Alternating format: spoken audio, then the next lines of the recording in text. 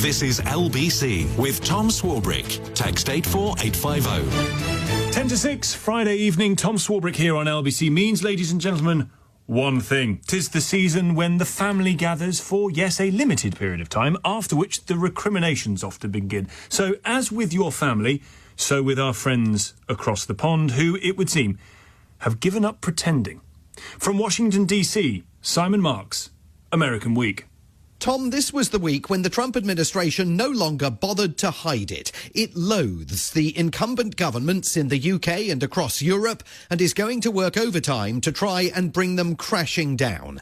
That is the reality facing the Prime Minister and his European allies. It is written down in black and white in the President's new national security strategy that was released last Friday and was then underscored by the President himself in a jaw-dropping interview on Tuesday with Politico. Europe is being destroyed. They're decaying. They're decaying. What he means by that is detailed in the new security strategy's sparingly written 29 pages. The document upends the 80-year transatlantic alliance that has kept the peace since the end of World War II and says that illegal immigration flows into Europe are threatening the continent with civilizational erasure. In other words, total collapse at the hands of new, often Muslim arrivals. The President's comments to Politico's Dasha Burns challenged any possibility of our own government imagining it can any longer be business as usual between number 10 and the Trump administration. They can't let this happen, and it gets to a point where you can't really correct it. There'll be a point, and it's very close to that point. And what will that mean? It will mean that they're no longer going to be strong nations.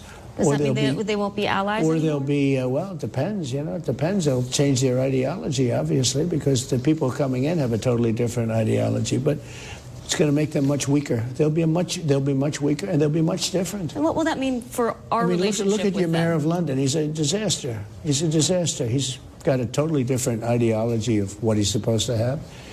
And he gets elected because so many people have come in and they vote for him now because, it's like, it's one of those things. But I hate what's happened to London, and I hate what's happened to Paris.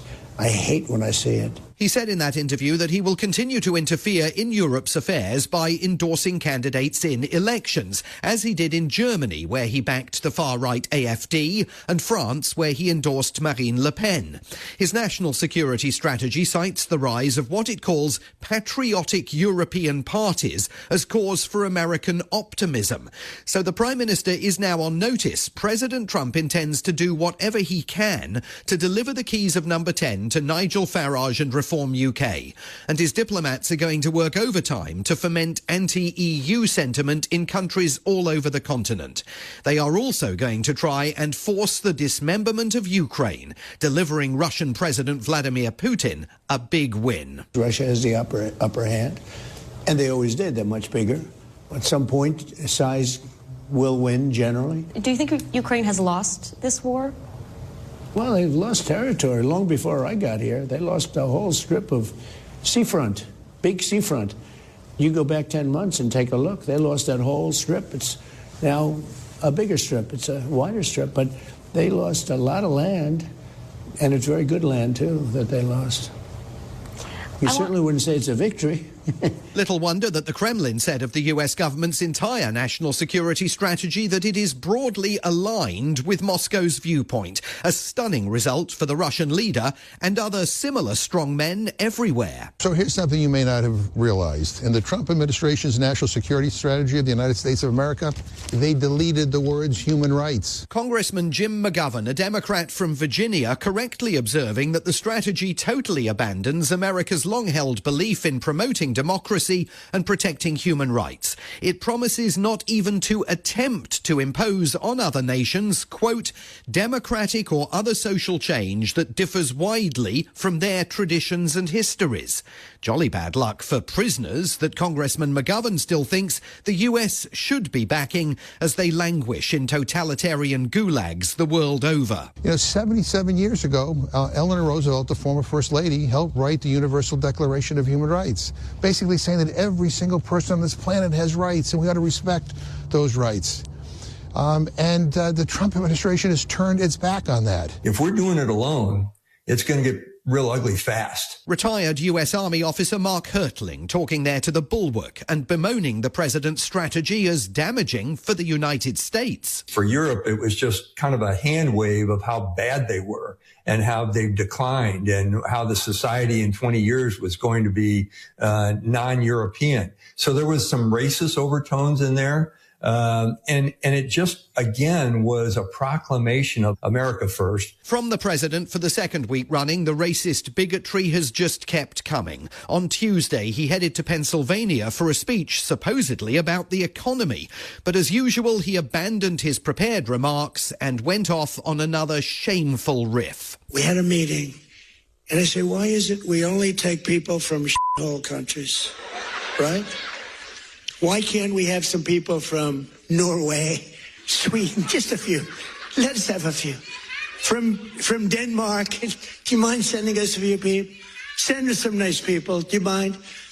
But we always take people from Somalia, places that are a disaster, right? Filthy, dirty, disgusting, ridden with crime. And when it came to the economy, the day's intended plan to assure voters that he feels their pain and understands prices are in fact rising, even though he insists they are falling, he could not bring himself to make the sale. And the crowd indicated they were still willing to buy. Here, in just 45 seconds, Trump calling price rises a hoax and his crowd's response. I say it, and I said it the other day, and a lot of people misinterpret it. They say, oh, he doesn't realize prices are high. Prices are coming down very substantially. But they have a new word. They always have a hoax. The new word is affordability. So they look at the camera and they say, this election is all about affordability. Now, they never talk about it. They never talk. Thank you very much. They say I'm not allowed to run. I don't know what the hell that's all about, but that's okay. He said 4 more years. You see the new hat? We have 4 more years. 2028. We have all sorts of hats.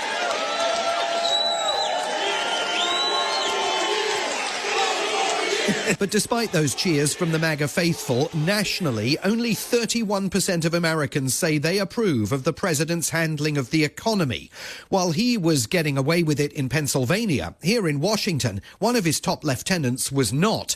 Kristi Noem, the Secretary of Homeland Security, who has unleashed masked government thugs on the nation's streets to target immigrants and orchestrate mass deportations, faced her comeuppance at the hands of Democrats on the House Homeland Security Committee. How many United States military veterans have you deported?